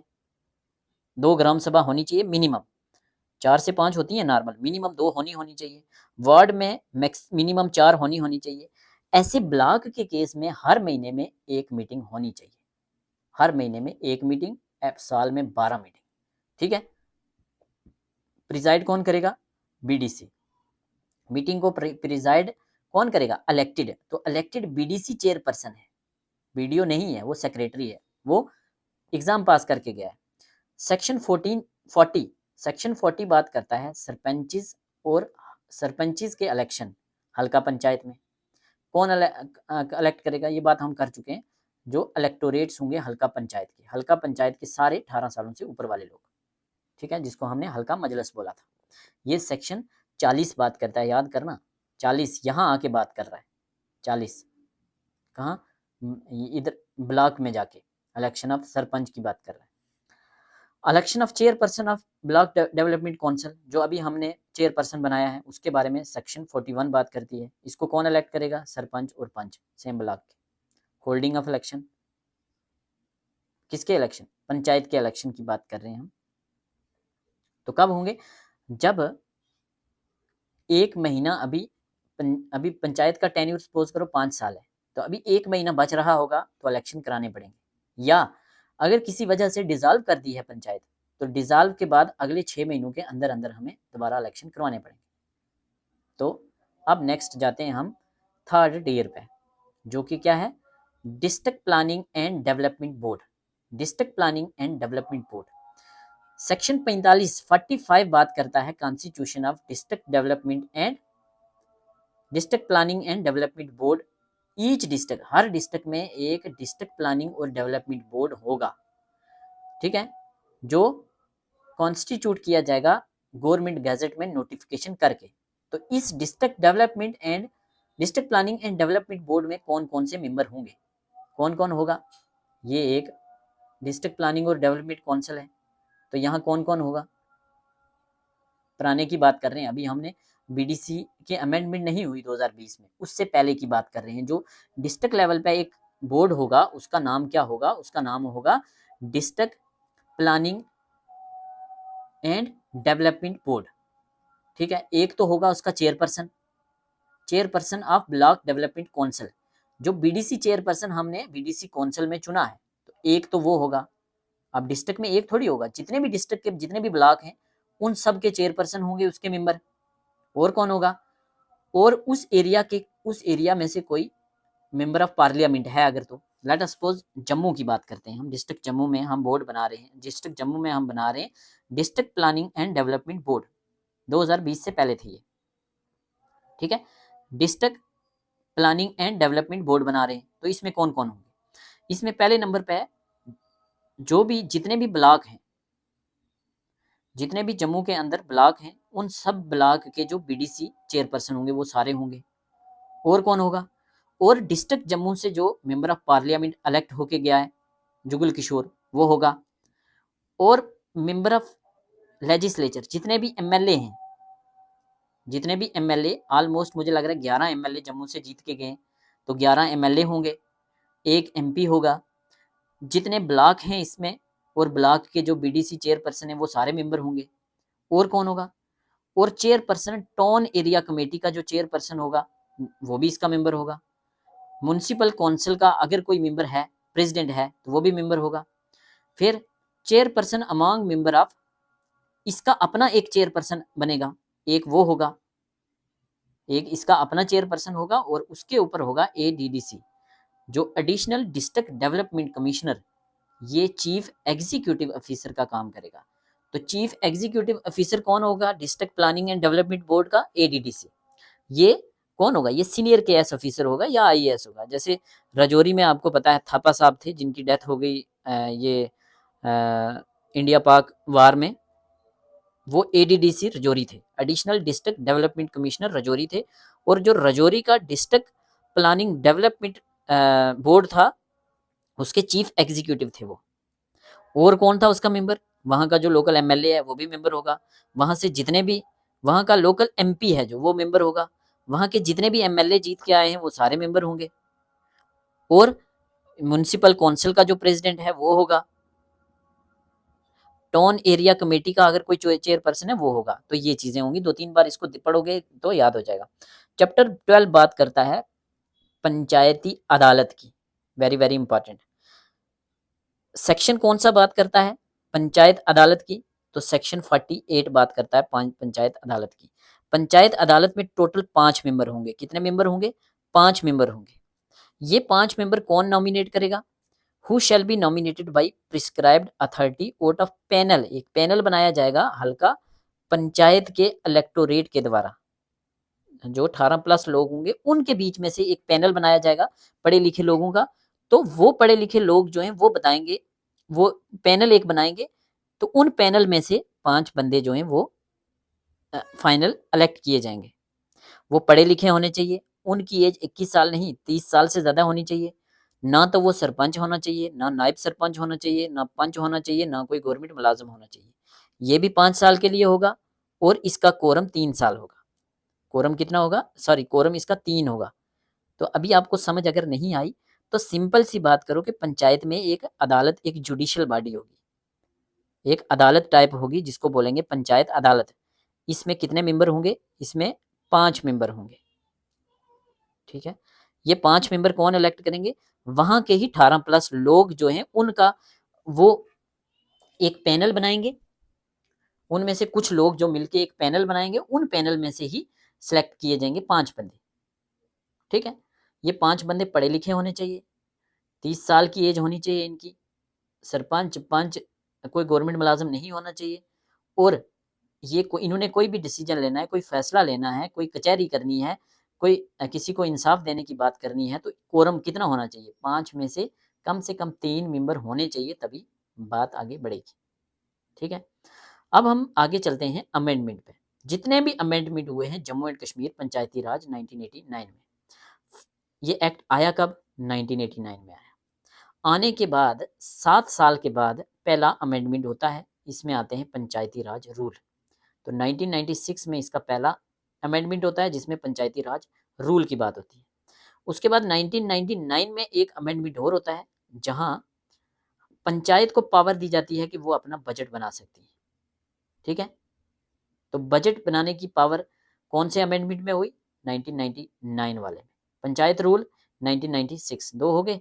उसके बाद अमेंडमेंट होता है इसका 2000 में, जहां सेक्रेटरी ऑफ पंचायत हल्का को सेक्रेटरी ऑफ पंचायत हल्का बनाया गया। मतलब एक ग्राम सेवक या VLW या मल्टीपर्पज वर्कर जो होगा, ये सेक्रेटरी होगा पंचायत हल्का का, और मिनट्स ऑफ मीटिंग जो ऊपर बात की है वो ये रिकॉर्ड करेगा। तो सेक्रेटरी ऑफ पंचायत हल्का, जो अभी पीछे पंचायत सेक्रेटरी के एग्जाम आप लोगों ने दिए थे, कुछ की सिलेक्शन हुई, कुछ रह गए। तो ये लोग जो थे ये पंचायत हल्का में सेक्रेटरी का काम करते हैं। ये कब आया था? 2000 के अमेंडमेंट में। 2004 में एक अमेंडमेंट होता है, वो BDCs के इलेक्शन की बात करता है। BDC जो ऊपर हमने कौंसिल बोली कि एक BDC की कौंसिल होगी, उसमें एक चेयरपर्सन होगा, और जो चेयरपर्सन होगा वो इनडायरेक्टली सरपंच और पंच में से ही इलेक्ट किया जाएगा, और यही लोग आपस में वोट डाल के करेंगे, जनता नहीं करेगी, डायरेक्ट इलेक्शन नहीं होगा। तो कब आया BDC? 2004 में। 2006 के अमेंडमेंट में बात हुई डिसक्वालिफिकेशन की। हल्का पंचायत के किसी मेंबर को अगर डिसक्वालीफाई करना है SC/ST के फेक SC/ST पे या फेक डॉक्यूमेंट्स पे, तो 2006 में किया। 2011 में पावर ऑफ इलेक्शन और electoral roll state election commission, मतलब ये पंचायत के रिलेटेड वोटर लिस्ट में एंट्री या इलेक्शन कौन कराएगा? State election commission, 2011। ठीक है, ये सारे इंपॉर्टेंट नहीं है, जो इंपॉर्टेंट है मैं आगे बता दूंगा। 14 इंपॉर्टेंट है। 33% रिजर्वेशन SC/ST को कब मिलती है? 2014 में। ये पंच सरपंच BDC सब के लिए। मिनिमम एज देखना, अभी DDC के इलेक्शन नहीं हो रहे, DDC के सबसे पहले इलेक्शन 2020 में आएंगे, अभी हम आगे देखेंगे। ठीक है, मिनिमम एज कितनी होगी? 21 साल इलेक्शन लड़ने की। ये बात भी 2014 में हुई। 2018 में जो ऊपर हमने बात की थी, फर्स्ट A चैप्टर आया जिसमें वार्ड मजलस और हल्का मजलस इंसर्ट किए गए। मिनिमम मेंबर ऑफ पंचायत हल्का कितने होंगे? किसी भी पंचायत हल्का में मिनिमम मेंबर कितने होंगे? पंचायत हल्का वार्ड में डिवाइड है, तो मैंने बताया आपको 7 मिनिमम, मैक्सिमम 11। तो ये 2018 के अमेंडमेंट में आया। सरपंच को डायरेक्टली जनता इलेक्ट करेगी, ये बात आई। नायब सरपंच इनडायरेक्टली आएगा, ये बात आई 18 में। और डिसक्वालिफिकेशन, अगर 3 कंसेक्यूटिव मीटिंग्स में एब्सेंट रहेगा तो उसको डिसक्वालीफाई भी किया जाएगा, बट 2/3 मेजोरिटी के साथ। ठीक है, 2020 के अमेंडमेंट में क्या हुआ, इसमें आया डिस्ट्रिक्ट डेवलपमेंट काउंसिल। याद रखना, बोर्ड नहीं है, बोर्ड पहले था, इनडायरेक्ट था बोर्ड। तो डीडीसी सबसे पहले जब 2018 में बीजेपी ने इलेक्शन करवाए, ठीक है, म्यूनसिपैलिटीज के, आस्ता आस्ता पंचायत के इलेक्शन आए, उसके बाद चीजें आगे बढ़ी, सरपंच पंच बने, फिर कुछ टाइम के बाद बीडीसीज के इलेक्शन करवाए, फिर 2020 में अमेंडमेंट हुआ और डीडीसीज के इलेक्शन करवाए। ठीक है, डिस्ट्रिक्ट डेवलपमेंट काउंसिल होगा एक हर डिस्ट्रिक्ट में। First time Jammu and Kashmir में डीडीसी बने हैं। Fully 3 tier Panchayati Raj system Jammu and Kashmir में 2020 से ही लागू हुआ है। पहले फुली 3 टीयर नहीं था या 3 टायर नहीं था। ठीक है, हर डिस्ट्रिक्ट जो है वो 14 टेरिटोरियल कॉन्स्टिट्यूएंसीज में डिवाइड होगी। कैसे, जैसे एक डिस्ट्रिक्ट है, let us suppose Jammu district है, तो ये पूरा डिस्ट्रिक्ट है, तो इसकी कॉन्स्टिट्यूएंसीज बनेगी कितनी, 14। ठीक है, हर कॉन्स्टिट्यूएंसी से एक बंदा खड़ा होगा जिसको बोलेंगे डीडीसी। तो डीडीसी 1 2 3 4 टोटल कितने डीडीसीज होंगे, 14 डीडीसीज होंगे। इन डीडीसीज के ऊपर एक चेयरपर्सन होगा जो इनमें से ही होगा, और कोई एक इनमें से 2 बंदे सपोज करो खड़े हो जाएंगे, 2 आदमी, तो ये जो पीछे बाकी सारे लोग हैं ये वोट करेंगे, जिसको ज्यादा वोट मिलेंगे वो चेयरपर्सन बन जाएगा। ठीक है, नहीं सॉरी मैंने गलत बोल दिया, हाँ बिल्कुल ऐसा ही बनेगा, ऐसा ही बनेगा, गलत नहीं बोला। वो जो डीडीसीज होंगे वो कैसे बनेंगे, डीडीसीज में एक डिस्ट्रिक्ट जो है वो 14 टेरिटोरियल कॉन्स्टिट्यूएंसीज में डिवाइड होगी, तो डीडीसीज चुन के आएंगे। ये जो डीडीसीज होंगे इसको डायरेक्टली जनता चुनेगी, डीडीसीज को जनता चुनेगी, डीडीसीज को हर 18 प्लस का पर्सन चुनेगा जो वोटर लिस्ट में इंटर है, वो डीडीसीज को चुनेगा। तो 18 डीडीसीज चुन के आ गए। अब इन डीडीसीज, ये डीडीसीज जो हैं ये डिस्ट्रिक्ट डेवलपमेंट काउंसिल के पार्ट होंगे। इनमें से एक चेयरपर्सन होगा, एक चेयरपर्सन होगा, वो चेयरपर्सन ये आपस में चुनेंगे यही लोग, बट ये जो 18 14 के 14 हैं इनको डायरेक्टली जनता चुनेगी। समझ आ गया। अमेंडमेंट 2020 में क्या आया, डिस्ट्रिक्ट डेवलपमेंट काउंसिल आई, 3 tier Panchayati Raj system fully establish हुआ।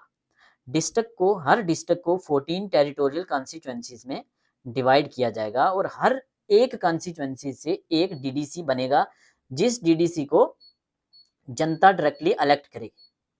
ठीक है, और उनके ऊपर जो चेयरपर्सन होगा वो लोग आपस में चुनेंगे एक पर्सन। ठीक है, चेयरपर्सन और वाइस पर्सन जो होंगे वो उन्हीं के बीच में से होंगे और 5 साल इसका भी टेन्योर होगा। तो यहां तक हमने एक्ट को कंप्लीट कर लिया। अब हम देखते हैं इसमें से सेक्शन आपने कौन कौन से याद करने हैं। तो 3A सेक्शन बात कर चुके हैं हम, वार्ड मजलिस। 3C हल्का मजलिस कर चुके हैं ना बात। सेक्शन 4 5 6 7 8 9 ये कंटिन्यू आपने याद कर रखने हैं। उसके बाद 27 28 याद रखना है, 40 41 याद रखना है, 42 याद रखना है, 45 और 48 याद रखना है। कैसे, जैसे सपोज करो सेक्शन 48, सेक्शन 48 क्या करेगा, ये बात करेगा कंपोजिशन ऑफ पंचायत अदालत। एक पंचायत अदालत होगी जिसमें 5 मेंबर होंगे, ये 5 मेंबर पढ़े लिखे होंगे, 30 साल से ऊपर एज होगी, इनका कोरम जो होगा वो 30 मेंबर होगा, 5 साल के लिए होंगे। तो ये सेक्शन 48 का है। सेक्शन 45 क्या बात करता है, पढ़ चुके हैं हम। सेक्शन 45 बात करता है डिस्ट्रिक्ट लेवल पे एक district planning and development board होगा एज पर दिस एक्ट, जो पहले हुआ करता था। ठीक है, उसके बाद सेक्शन 42 होल्डिंग ऑफ इलेक्शन, कब इलेक्शन होंगे पंचायत के। तो ऐसे ये इतने इंपॉर्टेंट हैं, ये वाले आपने याद रखने। अमेंडमेंट हमने बहुत सारे पढ़े हैं, बट 2000 वाला एक अमेंडमेंट याद रखना है आपने, 2004 वाला, 14 वाला जिसमें SC STs को रिजर्वेशन मिली, 18 वाला और 2020 वाला। सब भूल जाएं तो 14 वाला और 2020 वाला नहीं भूलना चाहिए, DDCs वाला और SC STs रिजर्वेशन वाला। लिमिटेशन है इस एक्ट के कोई, इस एक्ट का कॉन्स्टिट्यूशनल स्टेटस नहीं था। क्यों, क्योंकि ये एक एक्ट था जम्मू एंड कश्मीर गवर्नमेंट का। 73rd अमेंडमेंट जम्मू कश्मीर में एप्लीकेबल नहीं था। ठीक है, नो इंडिपेंडेंट, कोई इंडिपेंडेंट स्टेट इलेक्शन कमीशन नहीं था इसमें, ठीक है। District level bodies were not elected, district में जो डिस्ट्रिक्ट प्लानिंग डेवलपमेंट बोर्ड था ना, तो वो कोई डायरेक्टली इलेक्टेड नहीं थी। अब डीडीसी है, तो डीडीसी को डायरेक्टली जनता इलेक्ट करती है 2020 के बाद। तो इस वजह से थोड़ा डेमोक्रेटिक जो अकाउंटेबिलिटी थी वो कम होती थी। Financial, poor financial devolution, weak administrative autonomy, weak ही होगी ना, डिस्ट्रिक्ट लेवल पे बड़ी बॉडी है और वो इलेक्टेड ही नहीं है। इलेक्शन डिलेज होते रहे मिलिटेंसी और बाकी चीज़ों की वजह से। 2019 के बाद क्या हुआ, आर्टिकल 370 खत्म हो गया, ठीक है। कब खत्म हुआ, 5 अगस्त को राज्यसभा में पास हुआ बिल। 5 अगस्त को पहले 272 प्रेसिडेंशियल ऑर्डर आता है, 6 अगस्त को 273 प्रेसिडेंशियल ऑर्डर आता है, ये चीज़ें हम पढ़ चुके हैं। फिर 6 अगस्त को लोकसभा में पास होता है, 9 अगस्त को पार्लियामेंट से प्रेसिडेंट ऑफ इंडिया का असेंट मिलता है। तो ये चीज़ें हम पढ़ चुके हैं। 370 खत्म हो जाता है। जम्मू कश्मीर 2 पार्ट में डिवाइड होता है, जम्मू एंड कश्मीर एक यूटी विद लेजिस्लेचर और लद्दाख विदाउट लेजिस्लेचर, ठीक है। Jammu and Kashmir reorganisation act हमने डिटेल में पढ़ा है। कॉन्स्टिट्यूशनल चेंजेस क्या आती हैं इसमें, अब 73 और 74 एक्ट को पूरे तरीके से एप्लीकेबल बना दिया जाता है। तो इस टाइम, आज के टाइम में इंडिया का कॉन्स्टिट्यूशन फुली एप्लीकेबल है जम्मू एंड कश्मीर में। इसका मतलब 73 जो पंचायत के लिए है, 74 म्यूनसिपलिटी के लिए है, कब का है, 1992 का, ये फुली एप्लीकेबल है आज। Panchayati Raj institution and urban local bodies को कॉन्स्टिट्यूशनल स्टेटस मिल जाता है 2019 के बाद। Government structure of local self government क्या था, लोकल सेल्फ गवर्नमेंट स्ट्रक्चर जो हम आप ऊपर बात कर चुके हैं, क्या था। अब क्या होगा, आपकी बात कर रहे हैं 370 के बाद। पहले वो था ना हल्का मजलिस, वो चीज़ें, उनमें आपको टेंशन हो रही है। अब सिंपल है, रूरल लोकल सेल्फ गवर्नमेंट है जिसको पंचायती राज कहते हैं। 3 टियर सिस्टम है, 73rd अमेंडमेंट में जो दिया है, 73rd अमेंडमेंट ने ही 33% रिजर्वेशन दी थी, याद रहना रखना, ठीक है। इंडिया में ग्राम पंचायत होगी विलेज लेवल पे, जिसको हम हल्का पंचायत कहते हैं। इसमें डायरेक्टली जनता इलेक्ट करेगी। ये सैनिटेशन का काम करेंगे, वाटर सप्लाई का काम करेंगे, वेलफेयर के प्रोग्राम करेंगे सारे। उसके बाद बीडीसीज होगा, ब्लॉक डेवलपमेंट काउंसिल होगी ब्लॉक लेवल पे। इंटरमीडिएट पूछा जाए, इंटरमीडिएट लेवल कौन सा होगा, तो सेंटर वाला पंचायत समिति, ब्लॉक समिति, इसी को कहते हैं, जिसमें एक चेयरपर्सन होगा, ठीक है। और इलेक्शन फर्स्ट टाइम इसके हुए थे कब, 2019 में। बड़े टाइम के बाद इलेक्शन हुए थे 2019 में, आपको पता है। डीडीसीज ये 3rd टियर होगा, 2020 के बाद बना जम्मू कश्मीर में। 14 कॉन्स्टिट्यूएंसीज में डिवाइड होगा। मेंबर को जनता इलेक्ट करेगी, याद करना। सरपंच को जनता डायरेक्टली इलेक्ट करती है, पंच को जनता डायरेक्टली इलेक्ट करती है, नायब सरपंच को पंच इलेक्ट करते हैं, ठीक है। उसके बाद बीडीसीज को जनता डायरेक्टली इलेक्ट नहीं करती, याद करना, बीडीसीज को नहीं करती, डीडीसीज को करेगी। डिस्ट्रिक्ट डेवलपमेंट काउंसिल के जो 14 मेंबर होंगे हर डिस्ट्रिक्ट में, उसको जनता डायरेक्टली करेगी। उनके ऊपर एक चेयरपर्सन होगा, डिस्ट्रिक्ट डेवलपमेंट चेयरपर्सन, जो ये लोग आपस में करेंगे। ये एक बहुत बड़ा स्टेप था, ठीक है। अर्लियर इससे पहले क्या होता था, जो हमने ऊपर पढ़ा है, district planning and development board हुआ करते थे जिसमें इलेक्टेड नहीं थे, ठीक है। डीडीसीज फंक्शन एज डिफेक्टो जिला परिषद का काम करेंगे। ऑटोमेटिकली यही लोग होंगे जो जिला परिषद का काम करेंगे। अर्बन लोकल बॉडीज या अर्बन लोकल सेल्फ गवर्नमेंट इस एक्ट के तहत आई, क्या कहते हैं, 370 के बाद। जहां म्यूनसिपलिटीज होंगी, म्यूनसिपल काउंसिल्स होंगी। स्मॉलर टाउन्स के लिए क्या होगा, म्यूनसिपल कमेटी और काउंसिल्स। बड़े टाउन्स के लिए क्या होगा, म्यूनसिपल कॉर्पोरेशन होंगे।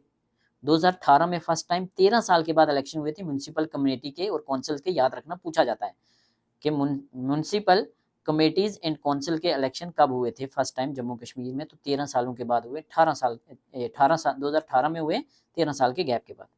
म्यूनसिपल कॉर्पोरेशन बड़े एरिया का, जैसे जम्मू का अलग से जम्मू म्यूनसिपल कॉर्पोरेशन होगा जेएमसी, श्रीनगर का अलग से श्रीनगर म्यूनसिपल कॉर्पोरेशन होगा जो बड़े एरिया के लिए। लार्ज अर्बन एरियाज के लिए म्यूनसिपल कॉर्पोरेशन होते हैं और छोटे एरियाज के लिए म्यूनसिपल काउंसिल या कमेटीज। कौन से, अर्बन एरियाज की बात कर रहे हैं।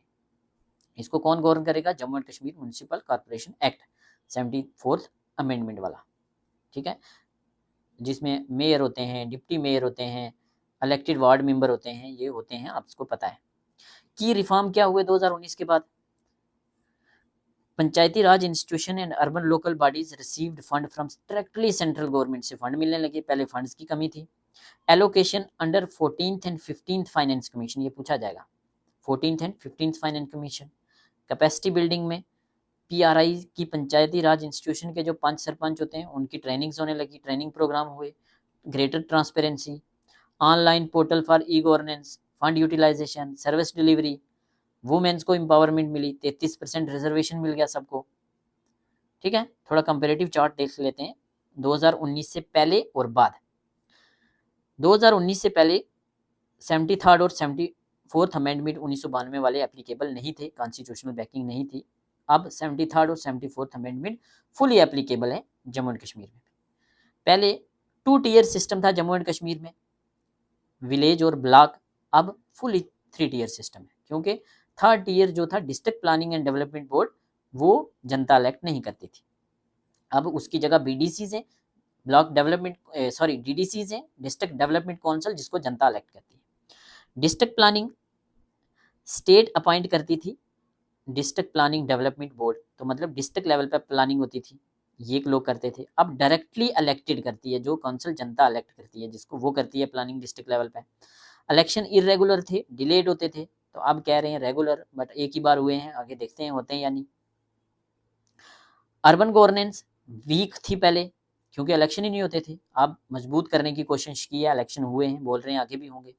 फाइनेंशियल पावर की कमी थी, अब कोई कमी नहीं है, सेंटर से फंडिंग आती है। तो ये था हमारा लोकल सेल्फ गवर्नमेंट।